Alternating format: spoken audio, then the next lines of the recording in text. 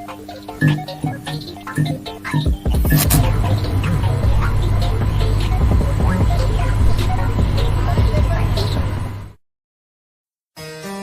the Winds Productions presents A Simple Man's Brand production in conjunction with J. Hebert Studios. And now, A Simple Take with Noah Foster.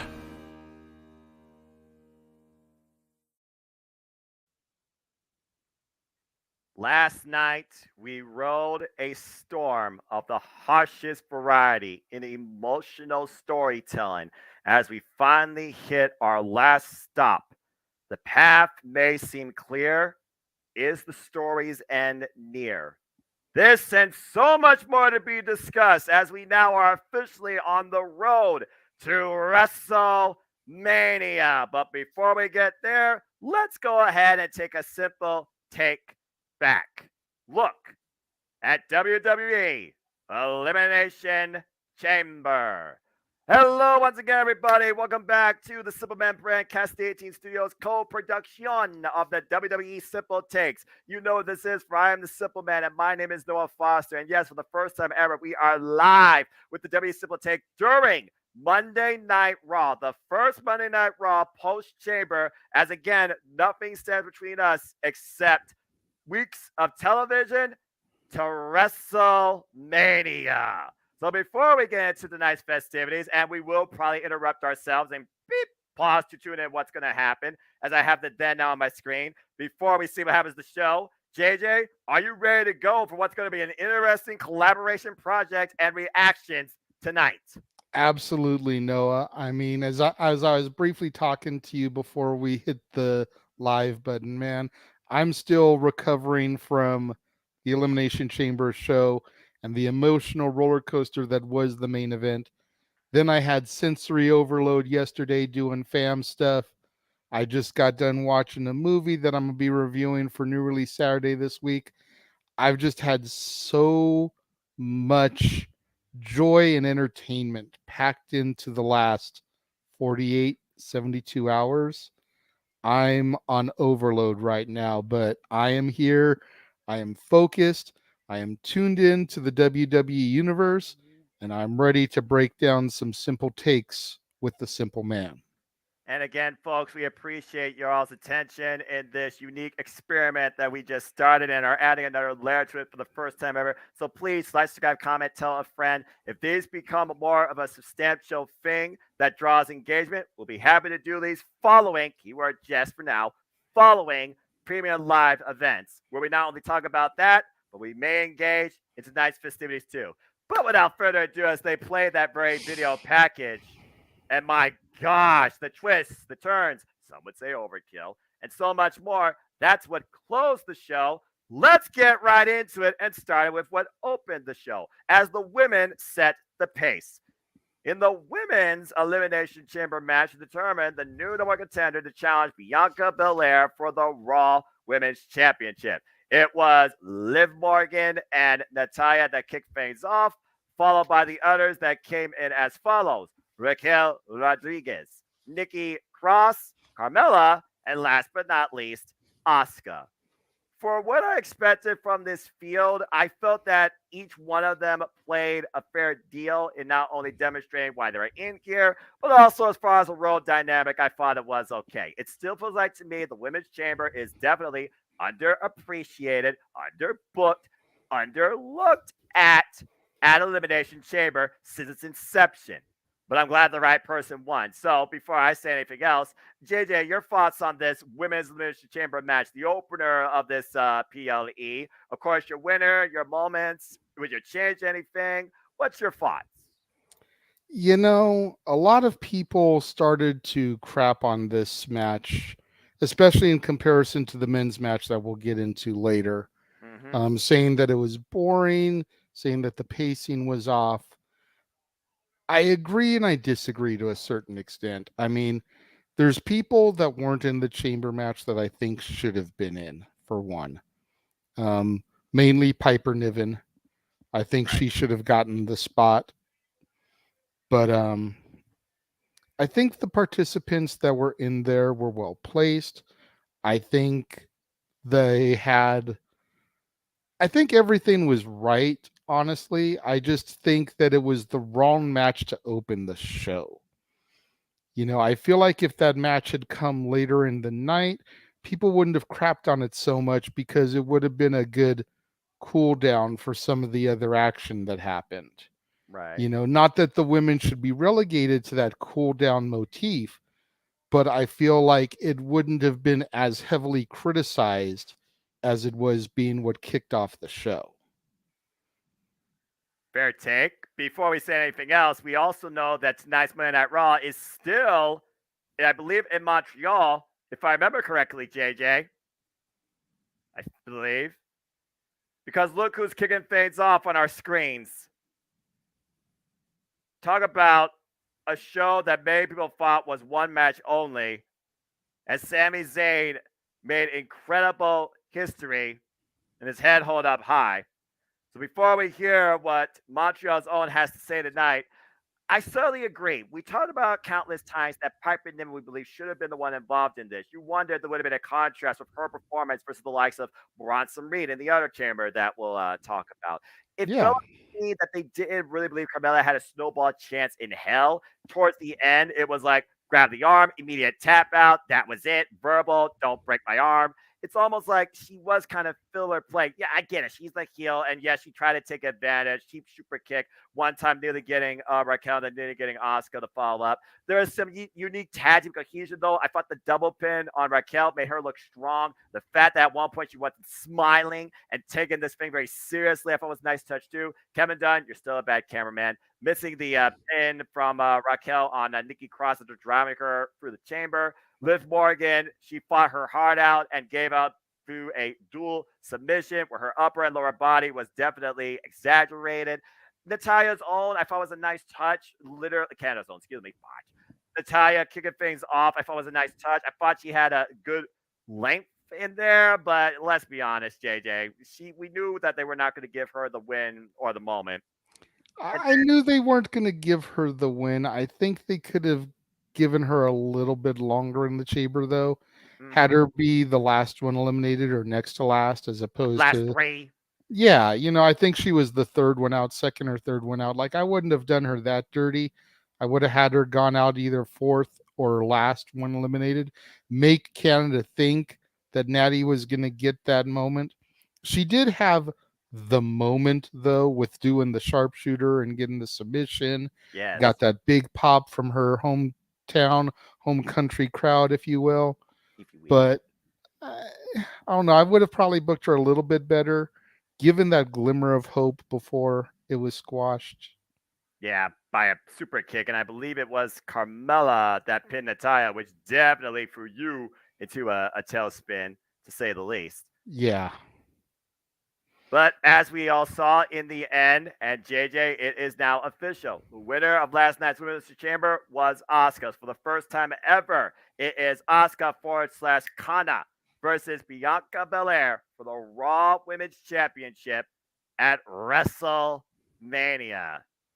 JJ, for me, I feel like Bianca Belair has run her course as a baby face of the WWE. And this right here might be the challenger to push her to a psychological affair to change face. Do you feel that she needs that if she's going to have a better chance at maybe coming out with the title? Has she reached her, ceiling as the baby face and needs, a new change of pace in the character direction? What's your thoughts now? This match official. Again, this is your girl. This is your champion. And I know. I'm going to just say this real quick.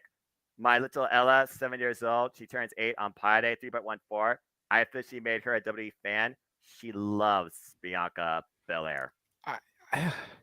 Here's the thing with Bianca. I acknowledge that her character is getting stale. I acknowledge and agree that she needs to flip that switch and go heel. I mean, her theme song to me doesn't even sound like a babyface theme. I'm on my own. I never needed you at all. Watch me shine now. It's like that's totally a heel theme song. But the flip side of that coin is Bianca has fallen into the same trap that Cena fell into all those years ago. Mm-hmm. The children adore her. You have little girls of all races and nationalities looking up to this girl, dressing up like this woman, this champion. And if you pull that switch and you turn her, you alienate that fan base. You break their hearts. And I don't know if WWE wants to do that because she has excelled in every area that I believe they wanted Sasha Banks, the now Mercedes Monet, to excel in and take their women's division. And do you want to just turn it on its head and rip out the hearts of little kids? We, as grown-ups, can sit there and look at it and be like, yeah, she's getting stale. She needs to turn heel. She needs to freshen up. But what do you do with that money that you lose on merchandise sales? You know, does WWE want to pull that trigger? Because at the end of the day, that's why Cena never turned full blown heel. Mm-hmm. Once he turned face and defeated the Big Show at WrestleMania 20, he may have cut a heel ish promo every now and again, Punk, Rocky, but he never went full blown dark side again. Dumping dark side. And I don't know if they're willing to take that chance on Bianca and have her go there and just flip the entire WWE universe on its head. Right. That's what it comes down to for me is, do you take that risk of having Hulk Hogan be the third man at Bash at the Beach? And is this going to sink or is it going to swim? And pull a moment, something like that with Bianca?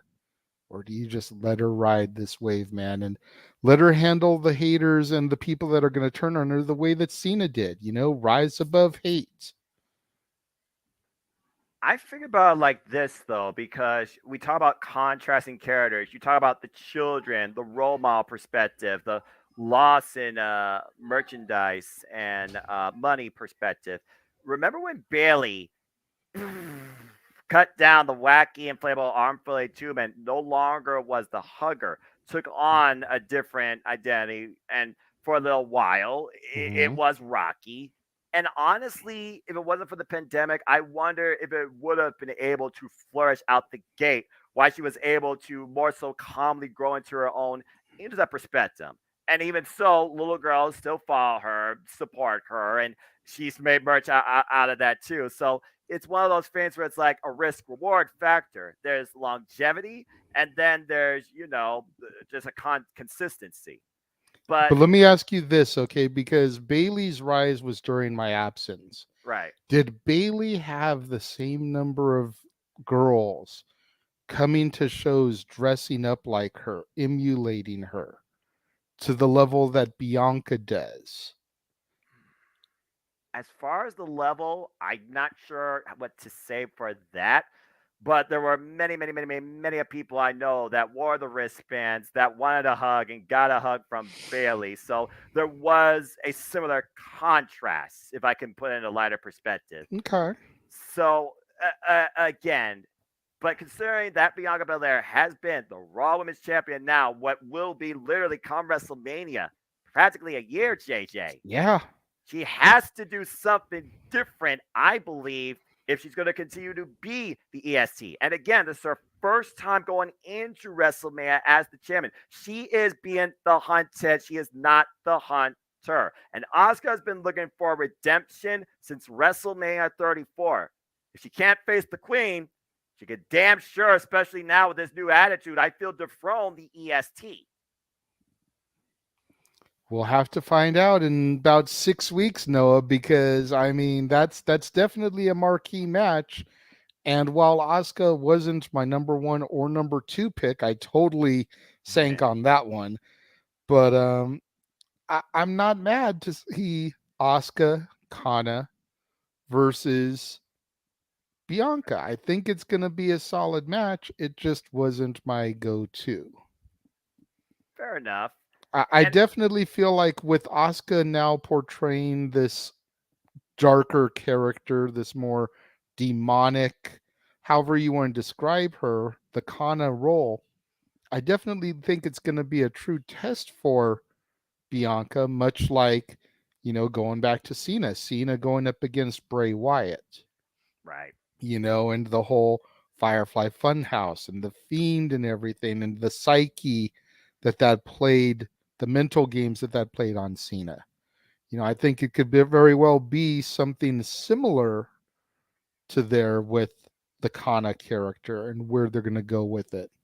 It also kind of gives me a Demon Balor type of vibe with the darkness, trying to relate it to somebody that I've seen on a somewhat consistent basis, and then you think about things like Muda and, those type of characters, which I'm sure she was heavily inspired by with that type of gimmick. Great Kabuki, yeah, going all the way back to the Great Kabuki. As I was talking about during our play-by-play, she was trained by Japanese legend Yuki Ishikawa, who is also known as the Great Sasuke Tiga, also encouraged by the likes of Keiji Muto and so many others, just going even deeper down the well for you for history. Please Yeah. continue. I mean, it's going to be interesting to see where this goes in the next 6 weeks. And like we were talking about before we came on the air, man, the fact that you're eagerly anticipating what is going to happen tonight, that says leaps and bounds from the guy that I first met a year ago. Where you were like, screw WWE, I want nothing to do with them. You're lucky I'm here for the big four. Well, again, in fairness, I did not expect when I first started that come several months later, what feels like a year later, that Triple H would fully be running WWE. The same guy that literally brought life back into me as a WWE fan with the black and gold NXT. The same guy that so far has brought an incredible start to 2023. And the same guy for the first time in his illustrious career, now fully creative, retire, starting from day one for a fully creative WWE year. And he's already had a hell of a start with 2 major shows that already surpassed way above what I saw last year out of both shows at the same time. And Elimination Chamber last year was in. Yeah. So there you go. The bottom line, though, yeah, Carmella didn't need to be in the chamber. Raquel looks strong, needs to stop smiling. Liv Morgan lived in the moment. Definitely took one hell of a moment for her to finally get out of there. I'll tell you that much. Nikki Cross. And Liv has become quite meme worthy with the shorts she was wearing. I'm seeing quite a few people post those in the wrestling groups. Of course. Freaking. I'm just saying, I get it. Natalia, again, like her leader for generations, nothing but massive respect for her. I do hope to see bigger things for her. Nikki Cross, we called it. She went crazy, and it was fun to watch, and I think she had a fun time in this chamber. Probably cannot wait to be back inside that thing again. So, overall, the right person won. Congratulations to Asuka, and once again, is Bianca Belair ready for Kana? We will find out soon enough. All right. Well, as we move on from there, our next match was why? JJ, just explain to me why. Just why. It was what it was. I mean, it was something that needed to happen. It was something that had slowly built for the better part of a year. You've got Edge, who created this faction supposedly in his own image, got ostracized, and then we bring in his wife. You got mommy in this.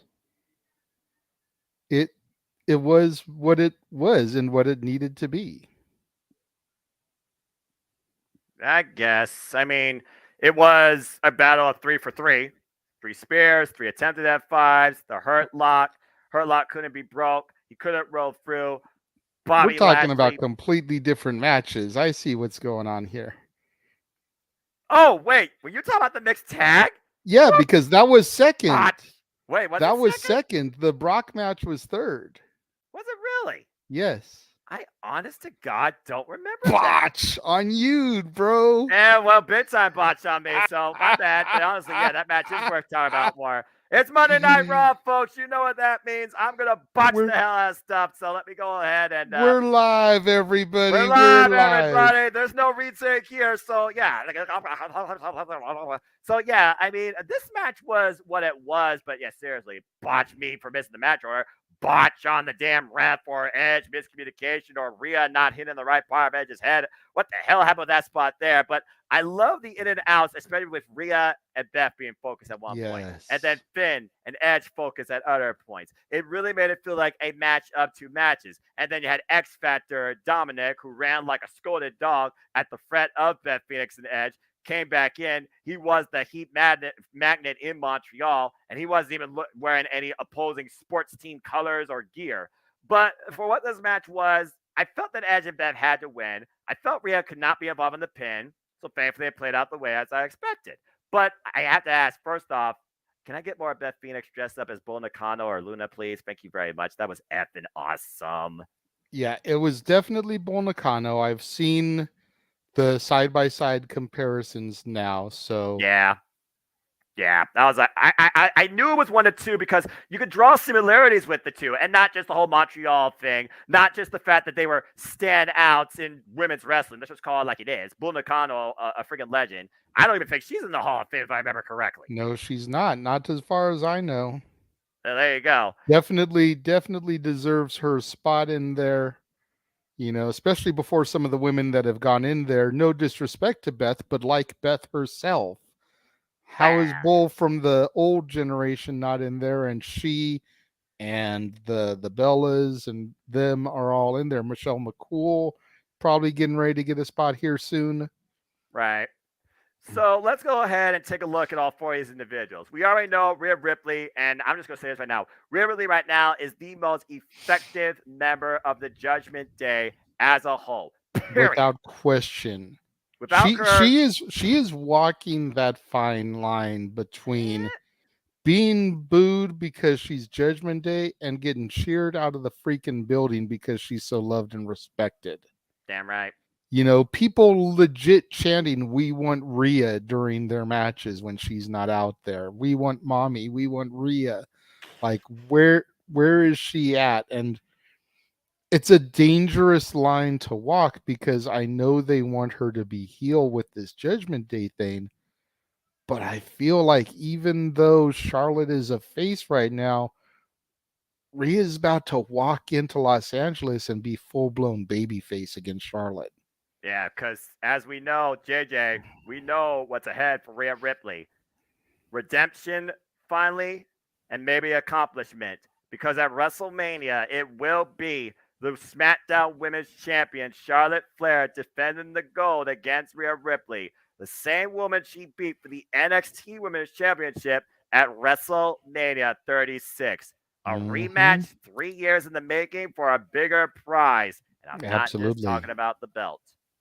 Will a queen be dethroned and humbled, to say the least? I hope so. Well, apparently Kryptonite is also thinking the same thing. Rhea is killing it, and she better beat Charlotte, and I completely agree. So I just wonder if that means, okay, Beth Phoenix, was it like, you know, we were in Montreal, we were in Canada, are you done now? Are you going to maybe go after her one more time? And if so, could this possibly mean a Rhea Ripley Beth Phoenix feud after WrestleMania? I wouldn't mind seeing that personally. It's very possible. I mean, if Rhea does what everybody hopes that she does and defeats Charlotte, dethrones the queen, takes the championship, I could totally see Beth coming out the Raw after Mania and challenging her. Because heel or face, there is unfinished business between those two women. You're damn right. I wish the match was one-on-one. You saw those two at one point were literally jockeying for position in the ring with clotheslines, right? They didn't give a damn inch. Beth has not lost a single step, and Rhea and Beth, I feel, can go the distance. For the longest time, Rhea at least wanted a one-on-one match with Beth Phoenix. It's been known since she was a babyface fan straight out of Australia. out of rugby and soccer when she first came in during the Mae Young Classic. I knew there was something promising about this incredible athlete, and she then went a complete 360 into golf, emo, friggin' metalhead Rhea Ripley, and then made history becoming NXT UK Women's Champion, the first one in that brand's history. Then she became NXT Women's Champion, beating, sorry, Big G, Shayna Baszler for that title, and then she came in on her main roster debut, beat Asuka for the Raw Moves Championship at WrestleMania. The only thing she hasn't done to literally complete the set is SmackDown Women's Championship, and to get that at the hands of Charlotte Flair, that's a double win for her because she hasn't beaten the Queen. Absolutely. Absolutely. And I know you're not a huge social media guy. Nah. So I don't know if you saw this, but on Saturday night after the match, Beth Phoenix tweeted at Rhea Ripley WWE is the real deal. Now go get that gold. So it seems like even Beth is pulling for her to dethrone the Queen. But Whether it's because she wants to go after that championship against her or whatever the logistics behind it is, Rhea Ripley earned her respect on Saturday night. So that just says everything you need to say about this match and about the class of one Beth Phoenix. well, Beth Phoenix also was one that saw Rhea Ripley mature because she was also the commentator during the Classic. She was also a commentator during my Black and Gold NXT, during your NXT to a degree. She has been a guiding force and encouragement for the entire up and coming women's division in WWE. So for Beth Phoenix to endorse Rhea Ripley like that, Rhea Ripley could not have more momentum, more support, more encouragement, more confidence, especially in the Judgment Day character development. She couldn't be more complete, I feel like, to be in the driver's seat, to finally get the win over Charlotte Flair at WrestleMania. And I truly do believe it can happen and should happen. But again, we have to wait and see. If Charlotte wins, obviously W will continue to occur and win, so she passed the top.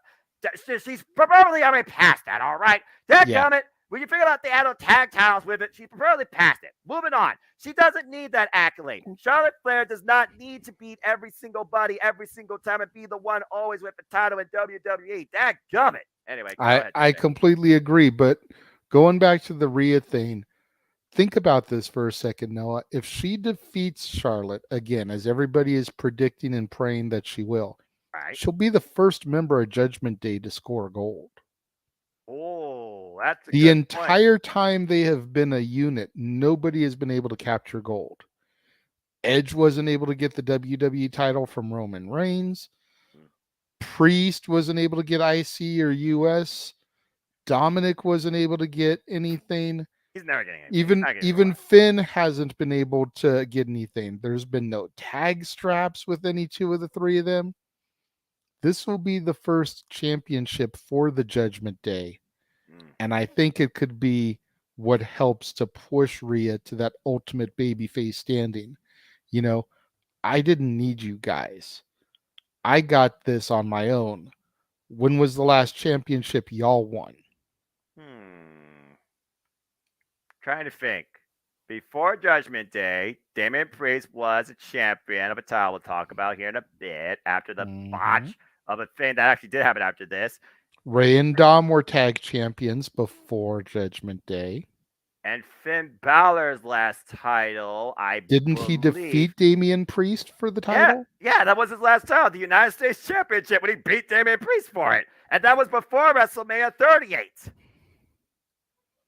Just a little something to have percolate in that molten pot of stew here over the fire. It feels like Rhea Ripley's becoming like the Stone Cold because it's not. She's like going against the normal. She wants to be the disruptor. She's going against the establishment. She wants to beat, the star player, the person on the marquee. She wants to beat Charlotte Flair, but she wants to do it her own way. And since she's done things her own way, truly being her own in Judgment Day, we see what's come from it. I wouldn't say she's like a Stone Cold-esque type of character, but there's something about the bad person that even the good people can find very appealing. I'm not just talking about what's on screen either. Absolutely. Just saying. All right, let's see what we got here. Yeah, that is another thing we didn't figure about here, but we only been focusing on Rhea Ripley because that's the only match known. Dom versus Ray at Mania. Lita versus Bailey. That's a Dom hot and Ray, take. I think, is pretty much a set. We just have to get that momentum back building because Ray moved to SmackDown so that he would get away from Dom and having to Right. face him. Right. So something has to come up to push Ray over the edge. You would have thought that the ambush at the Rumble would be what it took, but we haven't seen Ray really since, except for that SmackDown IC title contention. Right. And he's just been focusing on that, and he's been at crosshairs with Killer Cross, who's been literally talking about him and his value as a father, making it feel personal. But still, Dominic Mysterio has not physically confronted his father on SmackDown, but he has disrupted his father and his own mother at So literally occasions, including Valentine's Day. So Dominic is trying to push his father to fight him, but what is it going to take? Considering we know now this Friday on SmackDown, once again, Control C, Control V. Aha! It's Killer Cross versus Rey Mysterio, round 2. maybe we'll get our answer then. And as far as Lita versus Bailey, That's a hot take.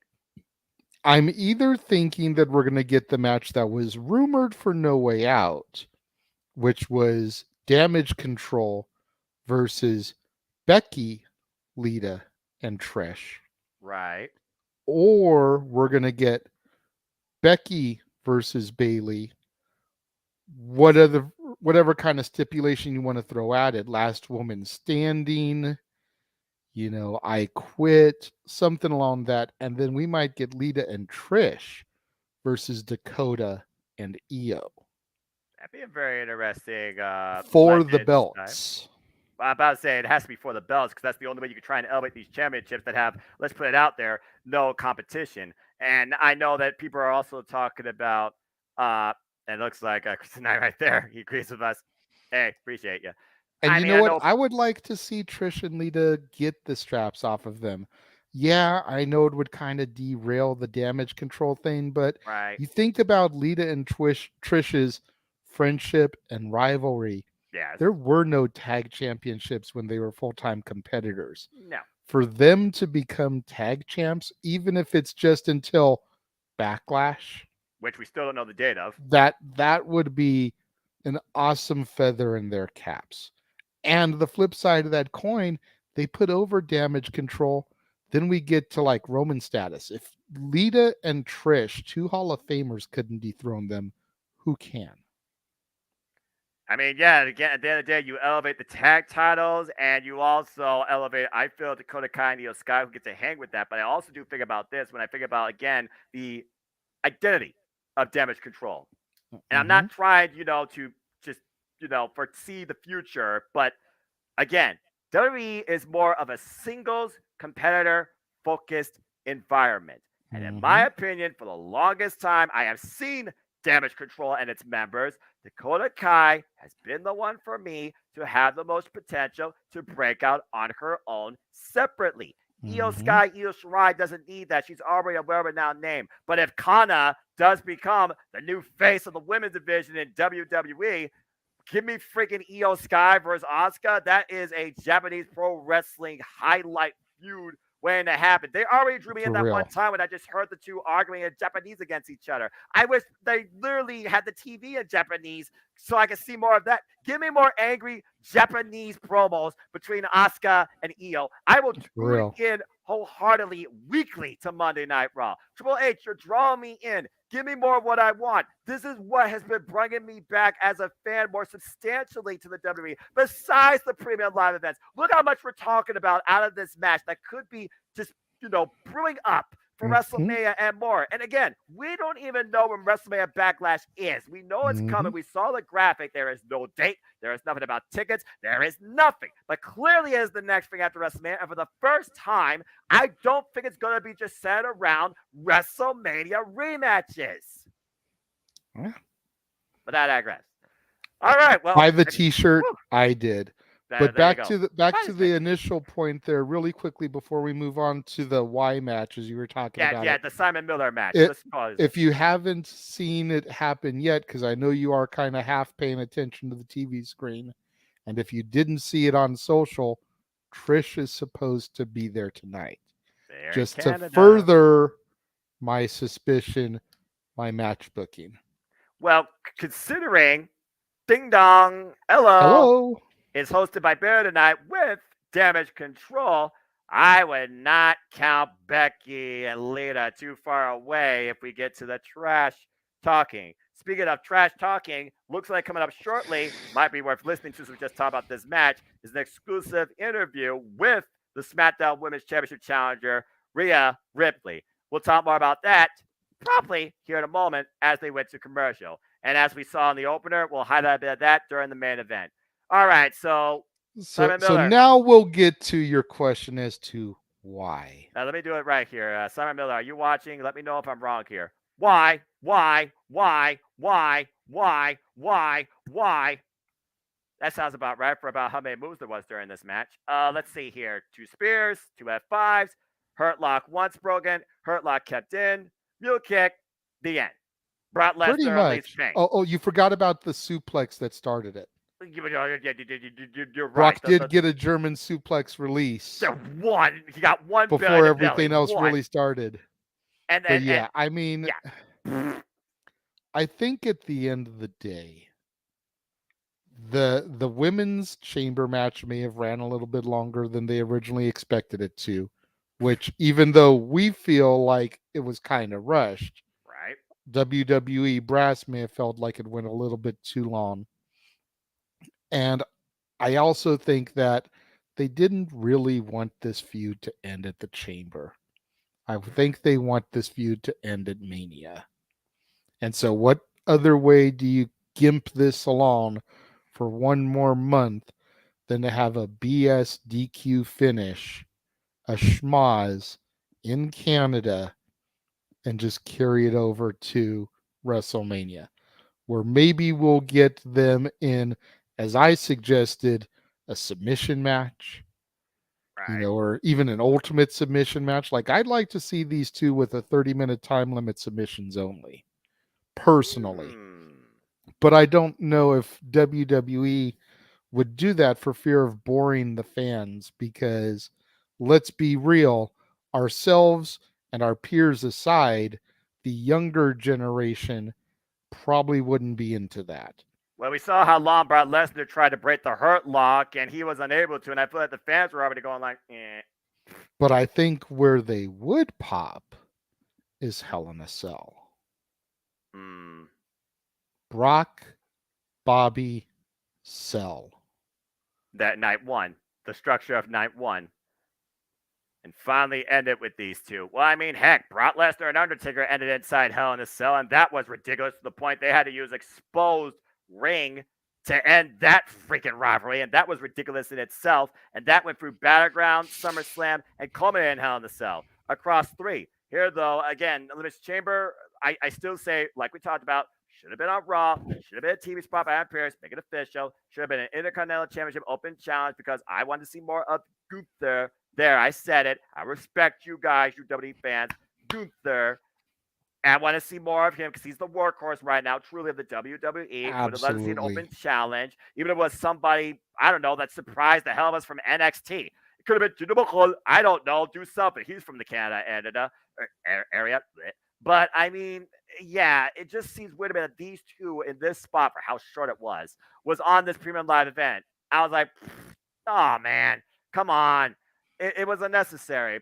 But yeah, and as far as what's needed for both, yeah, Bray Wyatt suddenly said, I want to take on the winner of this. Well, are you a winner if you really just freaking ate a mule kick and an F5 from Brock Lesnar, who at the end of the day made you look embarrassed and made sure you didn't leave on your own 2 feet? Oh, that's where they are. They're in Ottawa. Whoops, Ottawa, Canada. And that's the other thing to figure into all this, is everybody was reminding us as we were doing the live stream broadcast and the watch long, we never lost sight of Bray Wyatt's challenge, but we were trying to focus on the 2 men that were competing. Right. Do you now evolve this storyline into a triple threat? Do you have Bray Wyatt and Uncle Howdy playing mind games with Bobby and with Brock for the next 6 weeks? Firefly Funhouse is supposed to return this week on SmackDown. Is that going to help cultivate and shape this feud further? Is that going to plant the seeds? Because we've seen some demented stuff over the years on the Firefly Funhouse. Could that be the pebble that begins the avalanche to fuel the triple threat of Lashley, Lesnar, and Wyatt? The thing is, though, since Wyatt's return, he's only had one actual match, Mhm. and it wasn't really a match. It was more of a spectacle. Very hard It to put was into an a sentence. advertisement. It was Yeah, underwhelming at best and downright boring channel changing at worst. and then the And post I match hate didn't help much saying either. that. Yeah, and I hate saying that because I love Sean Ricker, Eli Right. Drake, LA Knight, Yeah, whatever you want to call him as. yeah, You know, I for him to get a match with Bray on a major pay-per-view and for that to be what came of it hurts my soul, especially after that Raw is 30 promo where he got to share the reign with The Undertaker. yeah. And again, for those that don't know out there in internet land, Sean Ricker and his then tag team partner, Brian Cage, were some of the last clients of one Percy Pringle III, better known as Paul Bearer, the longtime confidant manager of The Undertaker. Oh So to have yes. Paul Bearer's final client in the ring with Paul Bearer's most prestigious client on a Raw anniversary show that was carried to the magnitude that it was, where it was such a big show that we covered it for 6 hours across the multiverse of media because Noah and James called it live for the East Coast, and Jeff and I called it live for the West Coast. Yep. And then for it to end the way it did with that match, Mhm. horrid. So I'm hoping that whatever they do with Bray next, number one, isn't gimmicky like that. Agree. And number two is something he can really sink his teeth into. And I think these two guys could just be that because Brock is such a beast that you don't think that by looking at him, you can break his psyche. Right. So for Bray to be able to play a mind game that can break Brock Lesnar, what's that going to do for Bray? Bobby, it's a little bit more believable that we can break. He Yeah. is the Almighty. He's dominant. I'm not trying to take anything away from Bobby, but we've seen more human elements out of Lashley than we've ever seen out of Lesnar, even with Cowboy Brock. Right. The most human Lesnar has ever come off was that time when R-Truth made him break in the ring. Yeah, he made both Paul Heyman and Brock Lesnar break. Well, we knew he could make Paul break, but it was supposedly a bet between him and Paul about whether he could make Brock break, and he did. And that's the most human we have ever seen Brock Lesnar. That's what's up. What would be cool is if Bray did something with Sable. I think that is the way we would really end up humanizing Brock. But I don't know if they want to humanize the beast incarnate. We've already seen Brock Lesnar at his most vulnerable back at Crown Jewel, and then we saw him at his most vengeful at Elimination Chamber. So only time will tell. And as far as what I was saying earlier, Rhea and Dominic are heading to SmackDown Friday. I sense face-to-face confrontations. It be. But I'm just saying. That being said, congratulations to Edge and Beth. And Rhea acknowledged, Beth says she is the real deal, but there is unfinished business. So Mm-hmm. take that, folks, for what you will. As far as this goes, is it a triple threat to happen? Will these two have their final chapter at WrestleMania inside an unforgiving structure? Keyword, a unforgiving structure. Would it be Hell in a Cell? Or do you take the wrestling element out of play and bring the MMA element into play and do a first time ever at WrestleMania with a structure newly known to the main roster environment? Only time will tell. All Or do right. you bring up the fight pit? That's what I was thinking. Or But do you just again, throw some other stipulation? Like I said, the two of them in an ultimate submission match. which would be unique, but it's one of those things where it's like, okay, we're looking at Brock Lesnar, Bobby Lashley. We're looking at these two try to rip each other apart. Do we want to watch them try and rip each other apart technically? Do we actually want to spectate on that? Where again, technical wrestling is a chess game. It is slower, Mm-hmm. more methodical. And I feel like with these two, WWE fans clamor for something extremely physical. And that's what I feel like WWE's got to tread lightly with, especially when it comes to Brock Lesnar. I And I feel like Bobby. definitely agree with you with that. But I think if they spent the time building up both their NCAA collegiate background as well as their UFC background to go into something like an ultimate submission, I think you might be able to get the fans behind it. Fair, but I guess only time will tell. Maybe if it's endorsed by the likes of Dana White or Daniel Cormier, I guess only time will tell. We got 6 weeks to find out. Yeah, but it's gonna fly by, and I guarantee you that. What Yep. didn't fly by though was definitely this next match, which again definitely surprised me. And with the amount of competitors amongst the field and the fact four of them were debuting, I was kind of like on suspension of disbelief. But damn, this was a freaking interesting match until a viral disease made his appearance. As your boy, but I digress. As your boy, Austin Theory defended the United States Championship inside the Elimination Chamber against Seth freaking Rollins. Johnny Gargano, my dad, Seth and Gargano started this thing, followed by Austin Theory. We all saw what happened there. Followed by Damian Priest, followed by Bronson Reed, followed by, boy, did Montez Ford want the smoke when his chamber opened. And with that being said, JJ, this was an absolutely phenomenal WTF spectacle that I'm still going to Mm-hmm. say will have an asterisk forever behind it, despite the fact I knew the direction. I wish it didn't happen during it. But again, WWE, you are what you are. Take it away, man, because there was more than enough moments to talk about where all these men could be heading, and at least we know where two maybe are going. Wow. Absolutely. And that's why I thought this match should have opened the show. It Agree. was so hot. It was such a spot fest. You do this match, and then you come off of it, and you do Edge and Beth versus Finn and Rhea. Then you come off of it with Lashley Lesnar, which was what it was. Right. And then you do the female chamber, and it doesn't come off as so bad, as so boring, as so rushed to the fans because you just had to deal with the bull that was Lashley Lesnar.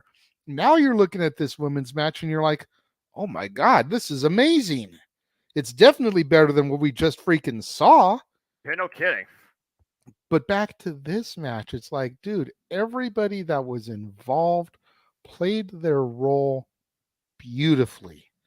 Austin Theory, Mr. A-Town, down, The boy coming that out you've on endorsed and top. talked about, and we were like, yeah. But again, you proved us wrong. You did it again. Anyway, continue. He the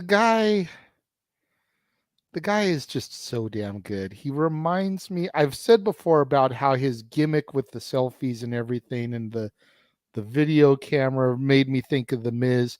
But the more and more I'm seeing of him since he's ditched that, Right? the more I'm thinking, and he's taken me back to one Viper, one legend killer, Randy Orton, All the is best who to the he's Viper. reminding me of more and more now. Because he's just got that aggression to him that he is not gonna let go of. I'm still 100% behind Theory. I love me some Theory. I look forward to him every time he comes on TV. As soon as that music hits, I am all about it. But beside him, Johnny Gargano impressed the crap out of me. You Yeah. know, He's he Johnny was Wrestling on for a the reason. indie scene. He did come through PWG, but I was kind of phasing out of Gorilla as he was coming in, so I didn't get to experience the greatness that is Gargano. You know, I've only really kind of gotten to see him these last few months since he came back. You know, him and then Candace after the birth of their baby. You know, baby wrestling. Dexter Loomis. But I was impressed by Gargano on Saturday night. Then you factor in Damian Priest, and the minute that I saw him in the Rumble that I watched where he came out, I want to say it was either 18, 19, or 20. Forgive me on the year. It was when I was still kind of like half-ass watching it. He Fair. hadn't quite gotten his first championship yet. I No. think he was even still an NXT representative who was kind of testing the waters. Yep. But in any event, when I saw him the first time, I was like, this guy's got something special. Punishment Clearly, Martinez. Edge saw it too, because that's why he was the first recruit for the Judgment Day. And then getting to see him do what he did in here, away from Finn, away from Dom, away from Mommy, took me back to that first time I saw him. Right. And I saw that little glimmer that I saw back then when I was like, this kid is something special. On his own. And then you've got, I'm not even going to address Seth because he's already a main eventer. Ugh. We knew he was going to do great things. Bronson Reed, I wasn't too impressed by him. He was a filler spot. He was the big guy thrown in there to do big guy things and look tough and menacing, but you knew he probably wasn't going to win. He was your Mark Henry. He was your Big Daddy V. He was your Khali. He was that character role in the match. Right. You know, and again, going back to the women, why he got a spot and Piper Niven didn't is beyond me. I think it was just so that Corey Graves could have a freaking hard on at ringside, but that's a whole other story. Yeah. But then you get to Keen Tez. Rightfully called, and so all freaking hail. And I mean, 2 eliminations, gorgeous frog splashes as he do. And his injury, while not serious, Thank goodness. was the catalyst to get, as you call him, a viral disease Bleh. into the ring. You know, so he impressed, he eliminated, and he did his sell job so good that me and you on commentary thought that he was seriously injured, Yeah. which allowed Logan to do what he needed to do. So you want to talk about a man who was able to play his role to the nines? Montez Ford is that man. And I have been saying since I first saw him, just like I said with Theory, just like I said with Priest, this dude is something special. Nothing against Angelo Dawkins. No. He is an impressive competitor in his own right. I feel like when the Street Profits break up, it's going to be more of an Edge and Christian than a Rockers. Both are going to go on to bigger, better things. It just may take Dawkins a little bit longer to get there. But people will definitely remember his name. He won't become an asterisk, a joke like Jannetty has. To the point where everybody asks when a tag team breaks up, who's going to be the Sean, who's going to be the Marty. Who's going to be the Jannetty? Yeah. Mm-hmm. They're not going to ask that about this one because people see good things in Dawkins too. That's why I think it's going to be more of an Edge and Christian thing. You know, Christian got his NWA title. It just took him a little bit longer to get up to that main event caliber than it did Edge. You know, I've said it before on our calls. I'm going to say it again now. Look for Montez Ford to win Money in the Bank this year. I Yeah, see the potential there. I literally said it too. I completely agree with you. Again, the capable athleticism, the energy, the explosive, interactive character that draws you in. Montez Ford is the complete package. Dude, Montez Ford, we talk about, the series Young Rock. We talk about how The Rock talks about, The Rock endorses Montez Ford. We freaking Absolutely. called Montez Ford doing a damn rock bottom, and you almost called him doing the most electrifying move until Bronson Reed short circuit the God, freaking electricity. I'm so sorry. that was such a moment for me, dude. You have no idea. Like, for real. Oh, man. Going back to the Bianca thing here, real quick, though. Yes. I think if Bianca is going to turn heel, it needs to be on the heels of Tez either winning Money in the Bank, as I've predicted, or if they resurrect it, since Hunter is a huge fan of it, have Tez win King of the Ring. And similar to, without being as goofy as Booker and Charmel were, King Tez and Queen Bianca. Mm. And that's where you pull a heel trigger with her. That'd be extremely interesting. That could surpass King Booker on so many fronts. Absolutely. Absolutely. Because King Booker was played for the Booker. ha-ha. Yes. Pinky up and everything. It was played for the ha-ha. These two, I want to have play it like 100% serious. Bar none. Because unlike Charmel, who was just there to be eye candy, And Scream when she was singing by Boogeyman. Let's just put it out there. just there to be the window dressing. Bianca is a formidable competitor in her own right, and to have the two of them with gold side by side would be leaps and bounds above what Booker and Charmel did. Yep.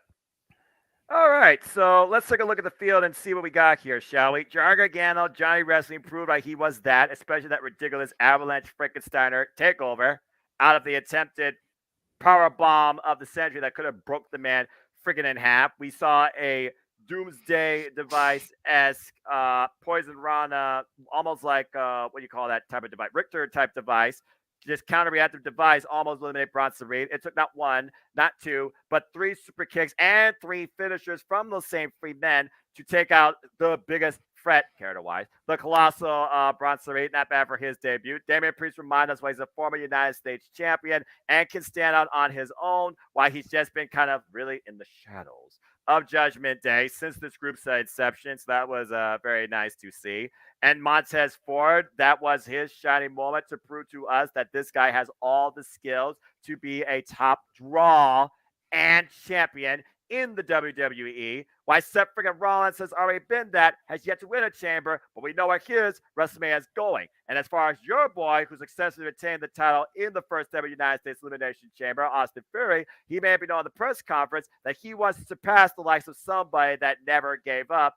And it was one John Cena and starts his own open challenge tonight. And as we know, as we still keep tuning in the Raw, it will be Austin Theory versus Edge for the United States Championship, and I believe that will be the main event. And just to get you all a little bit up to speed, as I have caught up on Raw, emotions are still at an all-time high based on what we're about to talk about. Rhea Ripley and Dom are making their way to SmackDown. Expect a couple of confrontations.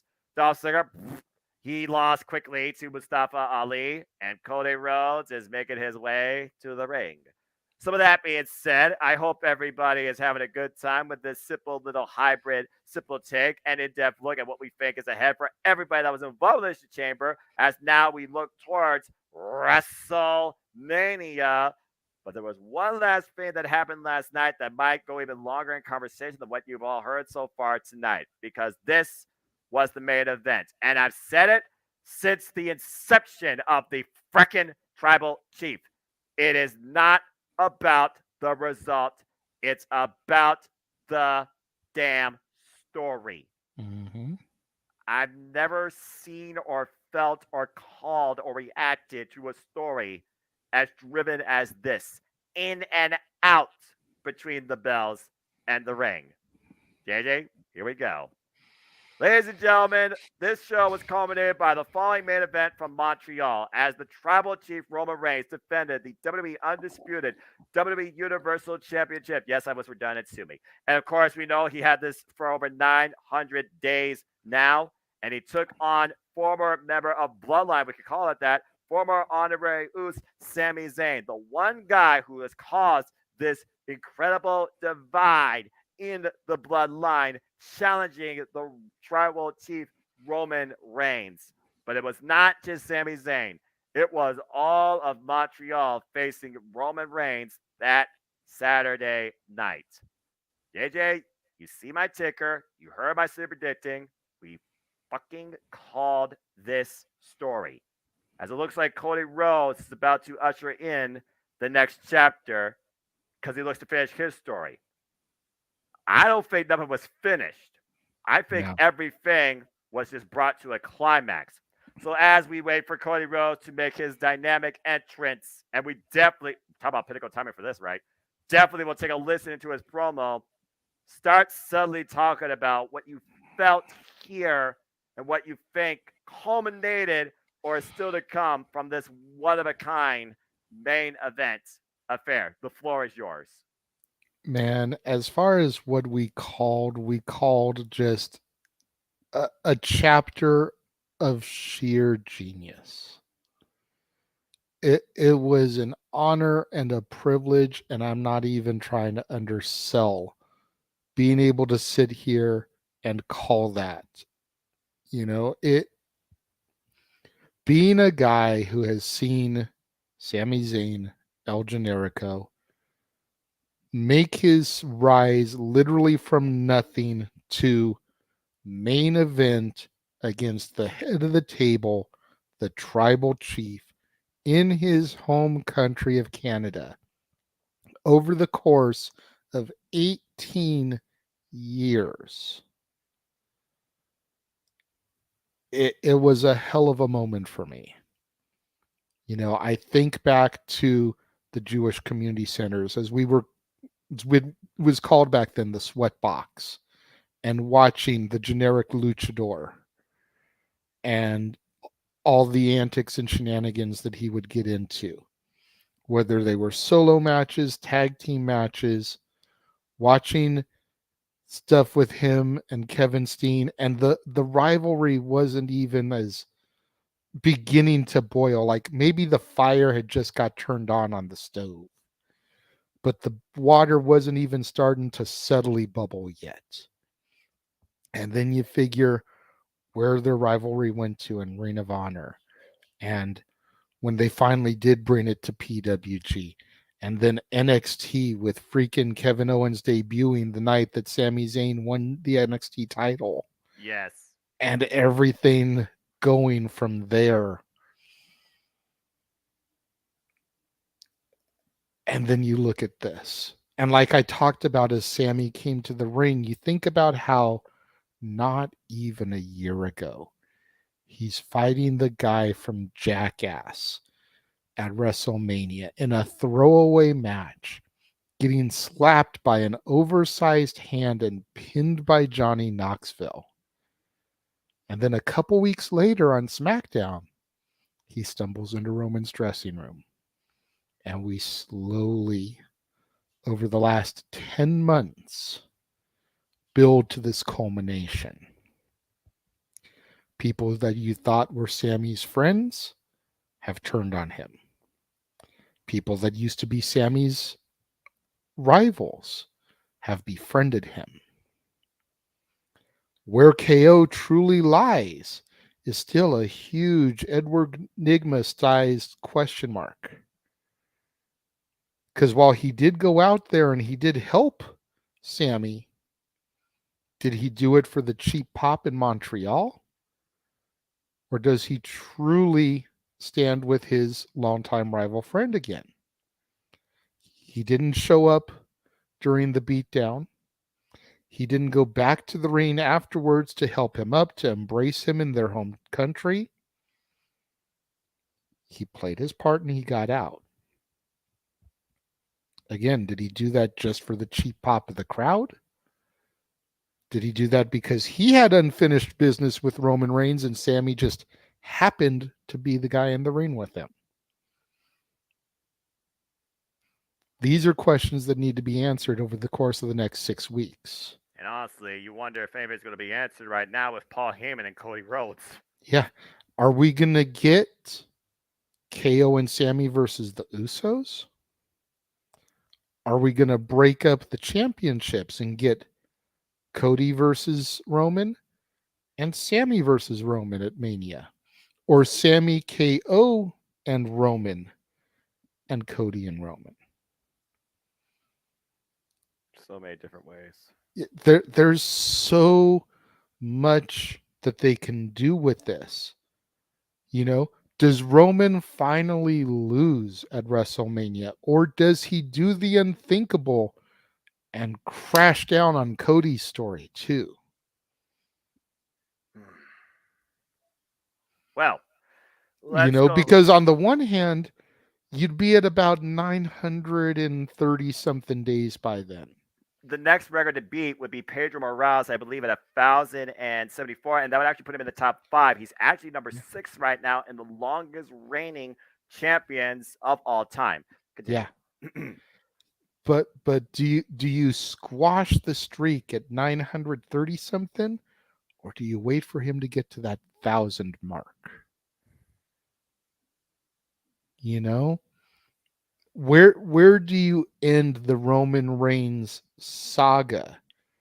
And while all signs point to SoFi Stadium in Los Angeles, California as the obvious answer, case in point, who's to say they're not going to shift that?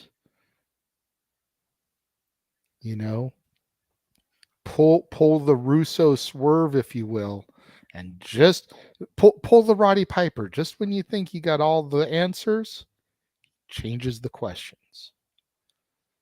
Just when you think you've got it all figured out that Cody's going to dethrone Roman at Mania at SoFi Stadium, Inglewood, California, Jeff Meacham will be there live, Roman retains.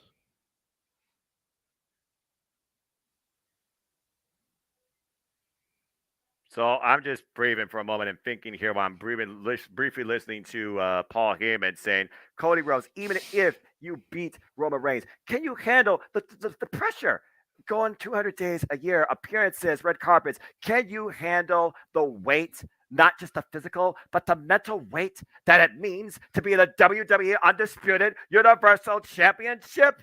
Do you truly think that you can finish this story? Do you truly think that you can beat Roman Reigns? Can you handle the pressure every year that goes through Survivor Series, Royal Rumble, Money in the Bank, WrestleMania, Backlash, Hell in a Cell, and everything in between? Let's not forget, you also have to promote your title defenses across the entire world, whether it's New Japan, Fostoria, Indonesia, America, Canada, Mexico. Can you handle this, Cody Rhodes? Can you actually be above what has been your tribal chief, Roman Reigns? Paul Heyman once again playing the manipulation card, breathing in that seed of doubt, wondering, is Cody fully, truly confident, capable to be what he wants to be? He's called it all the time, from undesirable to undeniable, but is he finally ready to truly, willingly go far enough to be considered undisputed? That's what Paul Heyman is trying to pray right now on Cody. And that's a hell of a point. That's a hell of a point. I mean, I wasn't watching AEW in the beginning, but I think I heard or read somewhere that Cody did not want to go for the world title in AEW. He never wanted to be the champion. He wanted to allow other people that spotlight. Exactly.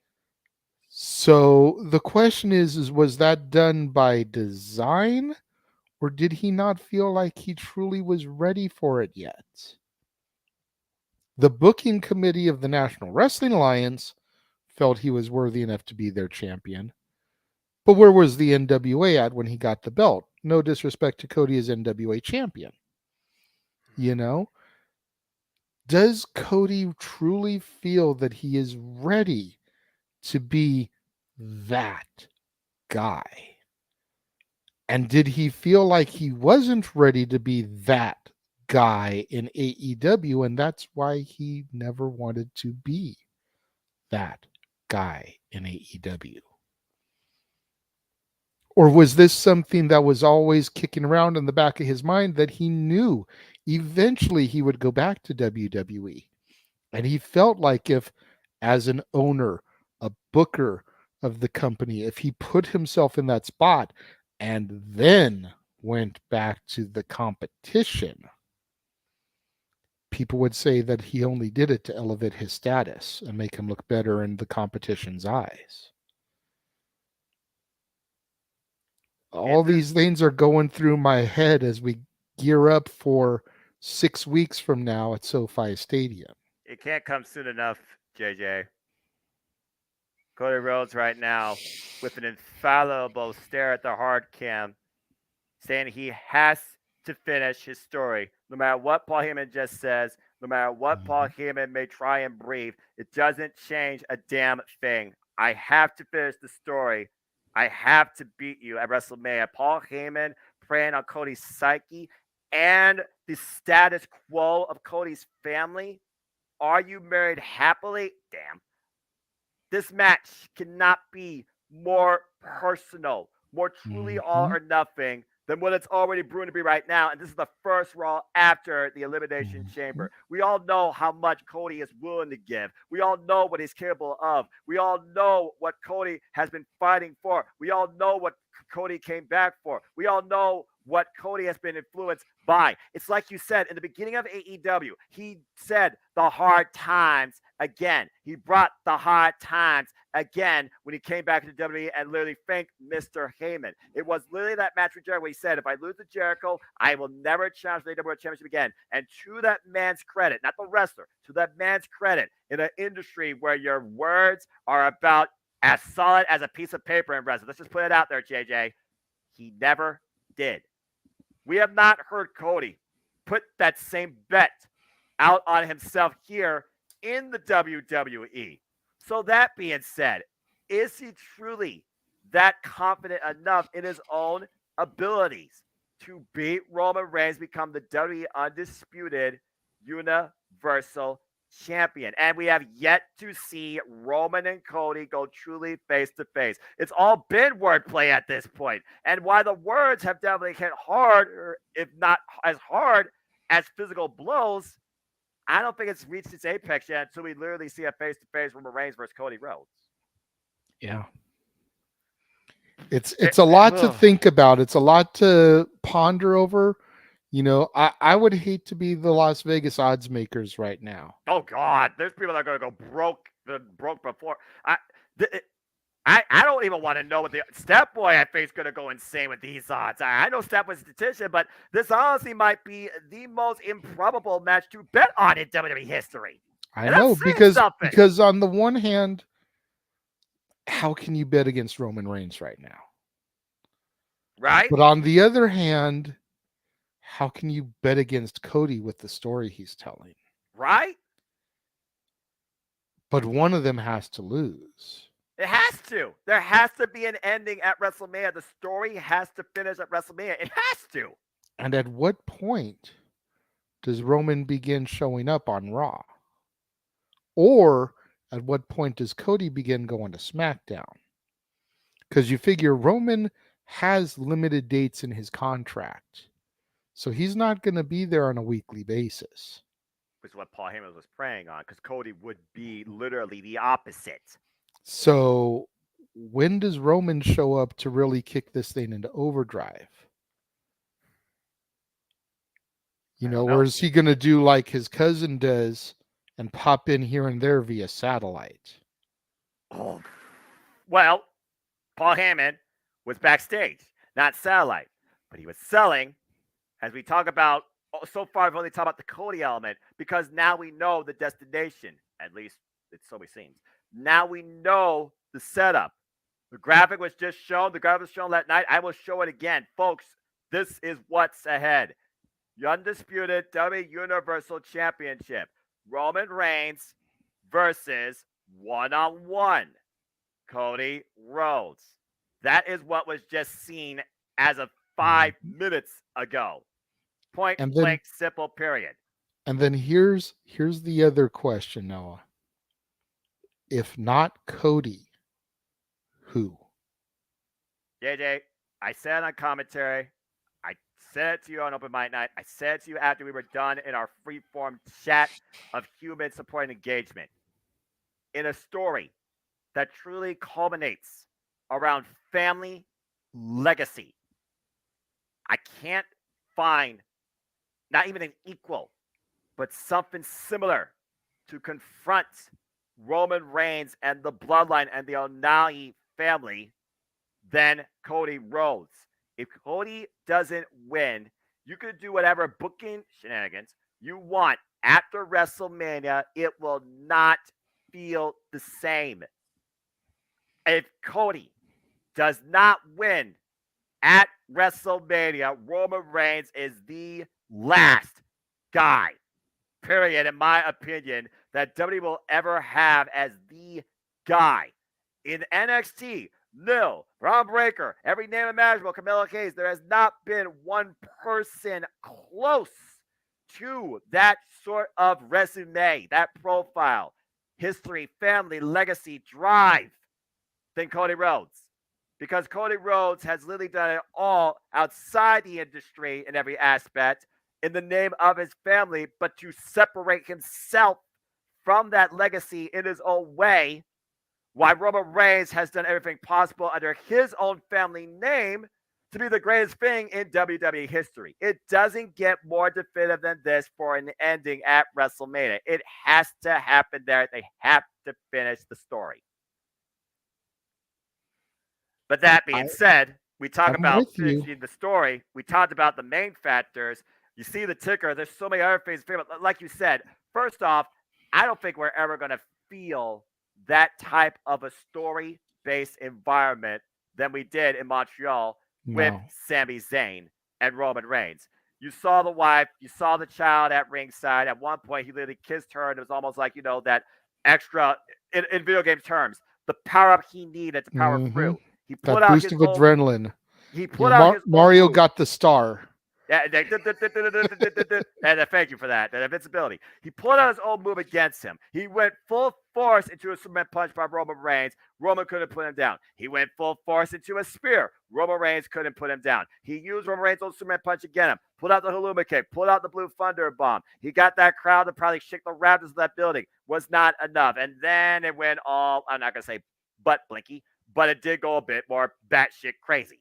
Because Shenanigans ensued. Yeah, we had the ref bump. We had another ref bump. We had Jimmy Uso get involved here. We had Jey Uso given his own test, and we still know where he stands as he gets speared, not by Roman, but by Sami, and was out of commission then. And then we saw the other emphatic spear, the original ref dragged in the ring, brought into play, Roman Reigns retained. Yes, we get it, the result. We all knew the result, but the suspension of disbelief and the level of storytelling is unlike anything we have seen in WWE history, at least for me, and I've been alive on this planet for 31 daggum years. And then afterwards, you saw in between Kevin Owens coming out here for his own purposes, who knows? And Jey Uso's still nowhere to be found. At the end of the day, it was Roman Reigns laid out by Sami with a Luma kick, embraced by all of Montreal's went off the air. We saw in the opening tonight, Sami Zayn, he felt like he gave it his absolute all.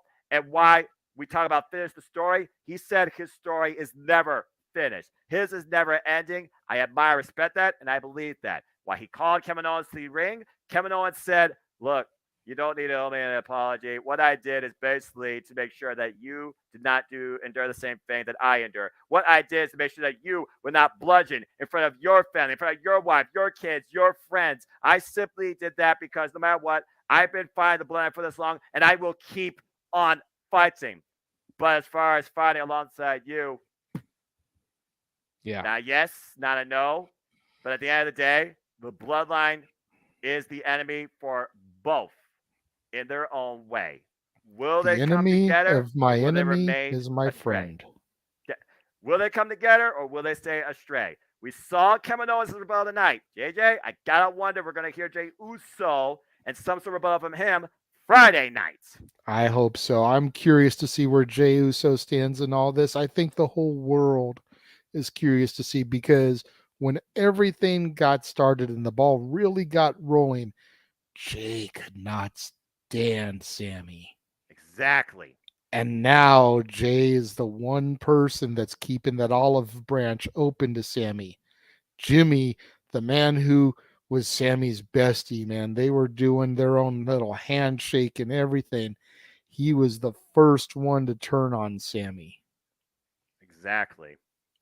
And there was no Solo Sikoa, which again is that the other X factor. We talk about WrestleMania Goes Hollywood, right? We talk about vignettes. We talk about movie paraphrases and references. Countless times, you and I referred to one of the greatest movies of all time. And yes, JJ, I have seen that movie, just like I've seen Scarface. At one point, I did see movies, so let that be known, folks. I wasn't always one-dimensional, but I digress. The Godfather. And I talked about when we get that scene in the boat where Paul Heyman is behind Roman Reigns. They have a subtle chat, and they're just fishing. And we finally let go of the past. But where does that leave Solo Sikoa? Does Solo Sikoa come into this? Is Solo Sikoa maybe Roman Reigns' successor? Is there a successor to the bloodline? That's a whole nother conversation in itself. The bottom line is what we saw in that main event Saturday night in Montreal between Sami Zayn and Roman Reigns for the WWE Undisputed Universal Championship was an environment unlike anything we've ever seen before. You talk about Hogan versus Rock. You talk about ECW One Night Stand 2006. You talk about the British Bulldog in the UK during SummerSlam, I believe it was. And again, in 92, Wembley Stadium. Yeah, thank you. I was a child, so I'm trying to remember that all the way back because again, 1992, British Bulldog and the You Hearts. think about Money in the Bank, Cena and Punk exactly. in Chicago. Punk blowing a kiss and walking out with the WWE Championship through the Chicago crowd. Yeah. Going home and throwing it in his refrigerator and posting a picture of it on social media. The belt just chilling in his refrigerator. Literally chilling. I think that's so damn brilliant. I wonder if that's good for actually jewels and freaking leather. But yeah, all laughing comparisons aside, what we saw in that main event culminated in our excitement for what's ahead of WrestleMania, and still nothing is truly known, foretold, or 100% confirmed. The only thing that we know is that as of right now, it will be Roman Reigns defending the undisputed WWE Universal Championship against Cody Rhodes. And based on what Paul Heyman just did tonight, he's just making it even more and more personal. This thing just keeps heating up, and we're in the Great White North where it's frigid cold. That says a whole damn lot. Hello, Gabriel. So that being said, that concludes this simple, very in-depth take of the Elimination Chamber and what we think's ahead. As now, again, like I said, JJ, buckle up. Let's get the snacks. Let's get our roadmap. Let's go for the coming attractions and have some fun. We are officially on the road for the first time ever together.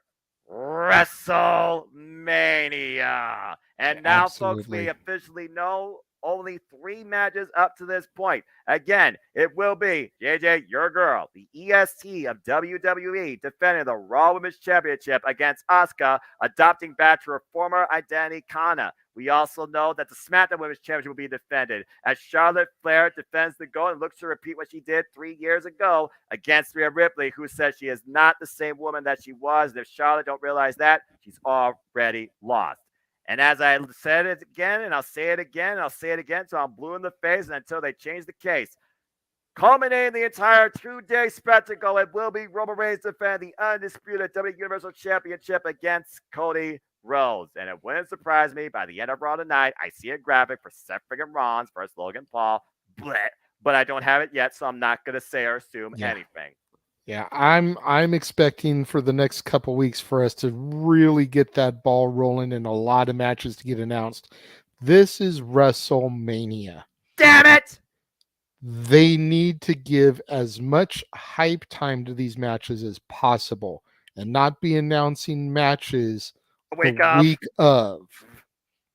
So I expect us to get a lot of matches made official Adam Pearce style in the next 3 weeks. That way, Bar we've got none. at least 3 weeks to promote these. Yes.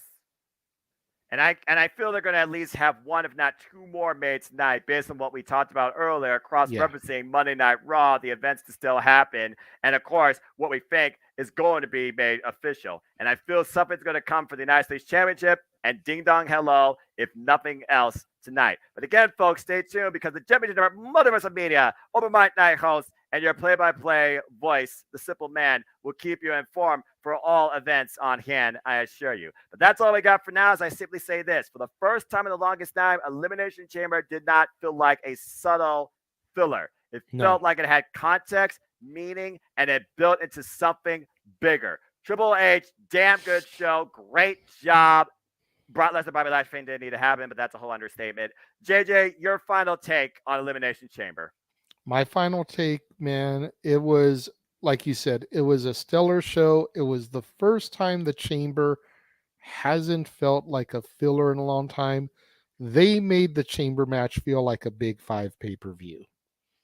And I know that they've been trying to make Money in the Bank the fifth in the Big Five, but God damn it, the Chamber was like right up there to this weekend and felt like that. And in addition to everything else that we know that's going to be coming over the next couple of weeks on that final push to Mania, if they haven't done it yet, I expect us to finally get our first announcement for the Hall of Fame tonight also. Oh, I didn't even figure about that. And again, headliners, we talked about, go check out Open Mic Night, folks, for our headliner fantasy. If it's not freaking Batista or freaking Rock Rocky. or Then who? freaking a woman at this point, I mean, Budokan generations, I can see that being like the Army women one. The bottom line, I would be shocked if a name that we talked about Open Mic Night as headliner is not the headliner, because I cannot think of anybody truly deserved to be the headliner. And of course, the Hall of Fame, the headliner is usually the first one announced. There is nothing now between here and WrestleMania. It's time to find out who our class is. And once again, based on our opinions, see how they deserve it, and critique what we think maybe that others deserve it more, because that's part Absolutely. of the fun. Let's go, bro. But that's all we got for y'all for now. Until next time. So thank you once again for tuning in to another Simple Take, courtesy of the Renegade and the Simple Man. Again, we will be back after WrestleMania, but we are also with you guys along the whole way up to WrestleMania and so much more. So before we conclude, to finish tuning in to Monday Night Raw and other festivities ahead too, JJ, my friend, always a pleasure. This is truly one of my favorite things to do with you. Again, you are the biggest reason why I'm re-engaged to cover WWE as a fan and friend. Anything you want to plug, promote, and where can people find you? Well, you can find me on Twitter at ROWJJ YouTube, Casa D18 Studios. He did this stuff. Yeah, that was the beginning of the month. I've actually made my transition now into Black History Month. Mm-hmm. I've already covered the Tuskegee Airmen, and I covered Harriet, about Harriet Tubman. This week I've got Selma, which is a story about Martin Luther King. I've got Behind the Movement, the Rosa Parks story, and I've got Malcolm X with Denzel Washington coming up this week. That's going to be Wednesday, Thursday, Friday instead of my standard Monday, Wednesday, Friday, because as of right now, I still haven't watched Selma. Going to be looking to do that this evening once I get off the air here with you. So I got to get that in the overdrive. Ant-Man and the Wasp: Quantumania will be my new release Saturday film for this weekend. That'll come up ahead of us on Open Mic Night, of course. We've got No Surrender this Friday night. You and James will be calling the action for that. Looking forward to that. Just so much good stuff on the horizon, not just here, not just on our way to the end of the month, but going into WrestleMania and beyond, man. I'm so looking forward to what's ahead of me, for my channel, for us as part of the multiverse of media. I know Jeff is geared up, excited for what's on the horizon. He's actually going to be there for WrestleMania, so we may get some live pop-ins here and there. Oh, good Lord. It's gonna be a good time, man. I'm looking forward to it, and I'm looking forward to having you as my cohort throughout all of this WWE content. Buckle up, JJ. I call shotgun. Get ready to call the craziest weekend of your whole damn life. And by the way, one more solo note. My little Ella, who's now becoming a WWE fan, she called Montez Ford Spider-Man instead of freaking Ron Zeus. Hey, you know what? My daughter is big into Roman Reigns. She loves her some Rhea Ripley too. So I've noticed that she's got a tendency to go with the heels here, which, you know what? That is all good because I've always thought the heels were better too. I feel It in a certain it way takes that it takes a goes with good them. villain to drive a compelling story. Damn right. Well, thank you as always, JJ. An extreme pleasure. Folks, you want to know more about me? Know this, for I am just a simple man and a lifelong fan of professional wrestling. Damn it! But I digress. Find me on the Twitter, YouTube, and Instagram, and then Foster1916 for all things wrestling. And shout out, of course, to my entire ATW family on the Twitter. Of course, you'll continue to see coverage across the multiverse of media, Cast the 18 Studios, and my simple YouTube channel here at Foster1916. If you haven't already, check out the ATW View. It's been that forum that I started back with my Wrestling Fan 2020 as well. We might bring it back for a wrestling episode the week prior to WrestleMania, scheduled to be determined. Ahead this week, though, I plan on doing a lot of fun stuff. I already did the Wrestling Roundtable with Jeff Chadwick. I just did the Simple Take here with, of course, my WWE cohort here, the Renegade, JJ Williams. So please, again, find and share this with a friend and be part of the ride. Stay tuned for me and James recapping the last week of AEW on AEW Spark. I'm going to try my best this week to get a Simple Take and maybe preview versus review of Keiji Muto and Tetsuya Naito and Kazuchika Okada and Kaito Kiyomiya's match coming up in the New Japan Cup 2. And of course, as JJ alluded to, this coming Friday, not only are we calling across the championship multiverse of media, Impact Wrestling No Surrender, but of course, the next to the predicting live 5 p.m. Eastern Standard Time on my Sybil YouTube channel for No Surrender. Think about the way for the over 200 that engaged to Elimination Chamber. At the end of the day, I hope I just encourage everybody to enjoy what wrestling really is, and that is a spectacle that brought us as fans, not necessarily the news we read or the people that do that at hand.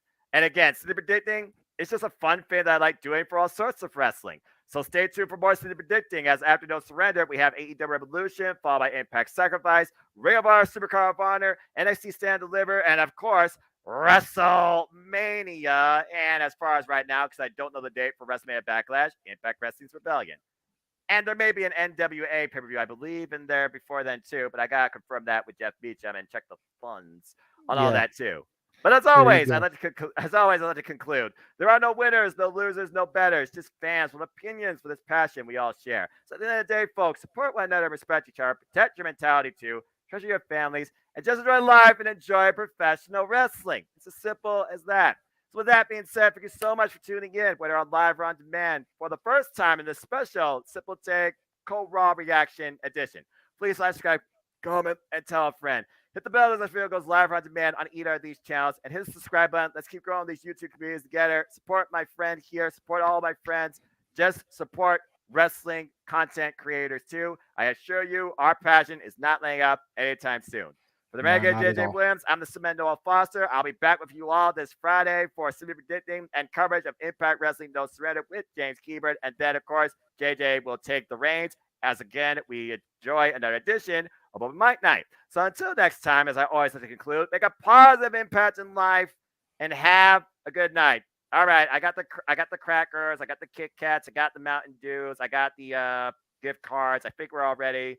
We got our stops. Let's see here. We're going to take a right turn off at AEW Revolution after we stop at No Surrender and book a night there. And then we're going to go from there and look into, look, there's Ring of Honor. There's the Hall of Fame.